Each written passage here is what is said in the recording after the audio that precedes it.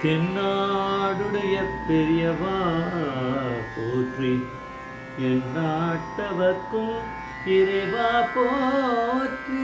சர்வவியாபி மகா பெரியவா சரணம் மாய பிறப்பருக்கும் மகா பெரியவா போற்றி.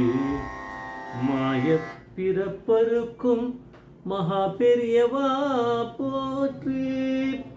ஓம் குருப்யோ நம. அபாரகருண சிந்தம் ஞானதம் சாந்திருப்பினம் ஸ்ரீ சந்திரசேகர குரும் பிரமாமுதன் கலிக தெய்வம் காஞ்சிமான். இந்த யூடியூப் சேனலில் பிரத்யேகமான அந்த மகாபெரியோட பக்தர்களுக்கு ஏற்பட்டு கொண்டிருக்கும் அனுபவங்களை ஒவ்வொரு நாளும் ஒரு அனுபவம். அதுக்கு ஒவ்வொரு தலைப்பு. எனக்கு அனுபவத்தோட தலைப்பு குலதெய்வ கோவிலுக்கு போயிட்டு வரட்டும். குலதெய்வ கோவிலுக்கு போயிட்டு வரட்டும். இந்த சேனல் இது வரைக்கும் சப்ஸ்கிரைப் பண்ணாதவனும் பண்ணுங்க. தினமுமே ஒரு பாருங்க.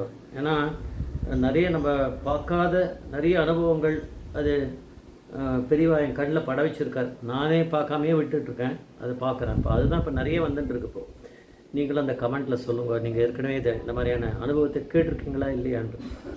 இது ஸ்ரீதர் அப்படிங்கிற மகாபிரியோட அத்தியந்த பக்தர். அநாத பிரேத சம்ஸ்காரம் அதை பண்ணவர். அது மாதிரி அந்த கைங்கரியத்தை எடுத்து பண்ணிட்டு அப்புறம் ஸ்ரீமதி சாவித்ரி வைத்தி அவளோட சேர்ந்து ஒரு ஹோல்டேஜ் ஹோமில் இதை பண்ணியிருந்தார். அதுக்கப்புறம் புது பெரியவாளோட ஒரு யோஜனைப்படி ஒரு ட்ரஸ்ட்டாக இதை ஃபார்ம் பண்ணி அதை பண்ணியிருந்தார். அப்பா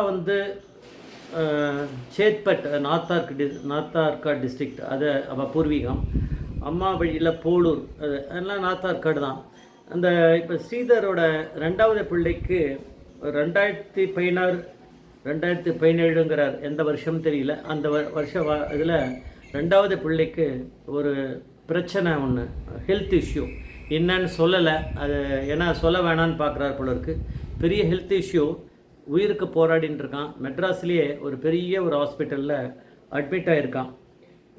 அவர் நிறைய மகாபிரிவா பக்தி கூடவே மகாபிரிவா இருந்தாலுமே கூட தன்னோட குழந்தைக்கு இது மாதிரி ஒன்று வருதுன்னு போது அவருக்கு ரொம்ப அந்த ஒரு கவலையாக இருக்குது. அப்போ இதை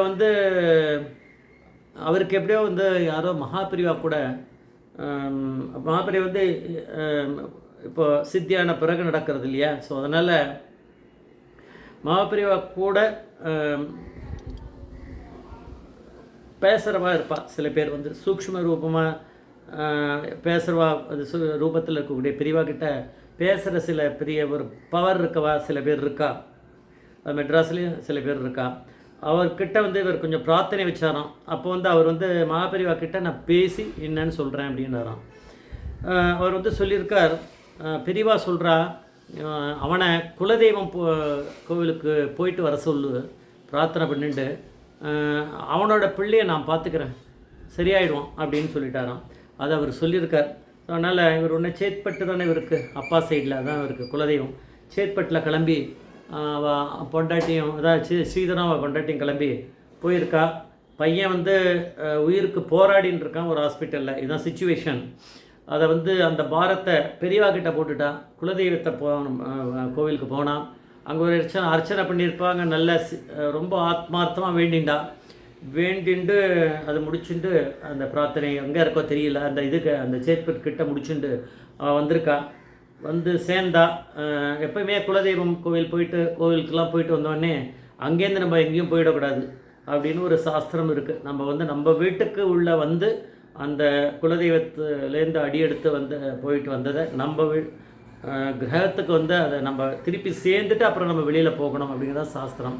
அதை மாதிரி தான் அவள் பண்ணியிருப்பாள். அது சொல்லலை அதில் இருந்தாலும் பண்ணியிருப்பாள். அவள் வீட்டுக்கு திருப்பி ஹாஸ்பிட்டலில் போய் எப்படி இருக்குது சுச்சுவேஷன் அப்படின்னு பார்க்கலான்னு போனார்னா அந்த ஹாஸ்பிட்டலில் அவருக்கு ரொம்ப ஹோப் கிடச்சிது.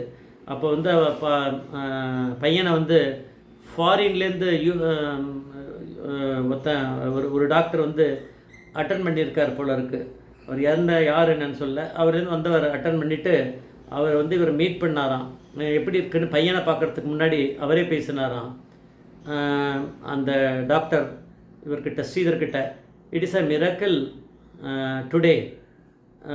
We don't know how he was saved, because I know you people believe in God and you have faith in God. that faith has only saved your son and not because of my treatment அப்படின்னு சொல்லி அவர் சொன்னாராம். எப்பேற்பட்ட ஒரு இது அங்கே faith, நம்ம faith யார் மேலே வச்சுருக்கோம்? குலதெய்வம் மேலே வச்சுருந்தாலும் அது மகாபிரிவா மேலே தான் அப்படிங்கிறது நல்லா தெரியுது. அதனால் வந்தவுடனே இவருக்கு ஒரு நல்ல நியூஸ் கொடுத்துருக்கார். பிள்ளையை பார்க்குறதுக்கு முன்னாடியே அந்த டாக்டர், ஃபாரின்லேருந்து வந்த டாக்டர் வந்து அவர் அட்டன் பண்ணி இப்போ பையன் சேஃபாக இருக்கான் அப்படிங்கிற ஒரு நல்ல நியூஸை வந்து ஒரு காதில் போட்டிருக்கார். அதுக்கப்புறம் எப்போ பையனை பார்த்தாருன்னு தெரியல, கொஞ்சம் நேரத்தில் பார்த்தாரோ அடுத்த நாள் பார்த்தாரோ பையன் சேவ் ஆகிட்டான் அப்படிங்கிறது தெரியுது. அதனால் அவருக்கு வந்து மகாபிரிவா ஸ்தூல ரூபமாக இருக்கும்போது அவரோட பக்தர்களை வந்து அவர் வந்து காப்பாற்றின்னு இருக்காரா, சூக்ஷ்ம ரூபம் ஆன பிறகு கைலாசத்தில் போயாச்சு பெரியவா, அங்கேருந்து பண்ணிட்டு இருக்காரா அப்படின்னா, பெரியவா அப்படிங்கிறவர் எப்போவுமே இருக்கார். அவர் கண்டினியூஸாக நம்மளுக்கு கூடவே இருந்துட்டு காப்பாற்றின்னு இருக்கார். நம்மளுக்கு தினமும் ஏதாவது ஒன்று நம்மளுக்கு நடந்துட்டுருக்கு. அது எல்லாத்துக்கும் பார்க்கும்போது நம்ம பெரியவாளை தான் வேண்டிக்கிறோம்.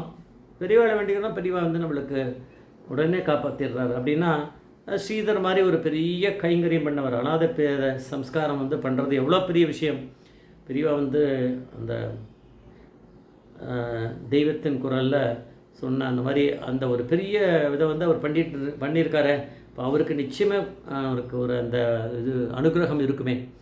அதனால் குலதெய்வ கோவிலுக்கு போயிட்டு வரட்டும்னு அந்த பெரியவா கூட சூக்ஷ்ம ரூபத்தில் இருக்கக்கூடிய பெரியவா கூட சம்பாஷணையில் பேசக்கூடியவர் ஒருத்தர். அவரை நினச்சிட்டு அவருடைய ஒரு விக்கிரகம் முன்னாடியோ திருவுருவப்படம் முன்னாடியோ நின்றுட்டு பேசக்கூடியவர் இருக்கா. எனக்கும் சில பேர் தெரியும். அவள் மூலமாக இவருக்கு ஒரு அந்த மாதிரியான ஒரு டைரக்ஷன் வந்திருக்கு மகாபிரிவா கிட்ட. பெரியவா பண்ணுறான்னா பெரியவா இன்றைக்கும் எப்படி அவர் ஸ்தூல ரூபமாக இருந்தபோது பண்ணியிருக்காரோ அதே இதை வந்து இன்றைக்கும் பண்ணிட்டு இருக்காரு நம்மளுக்கு அப்படின்னு நமக்கு தெரியுது. ஜெய் ஜெய்சங்கர மகாபிரிய பாதமே சரணம்.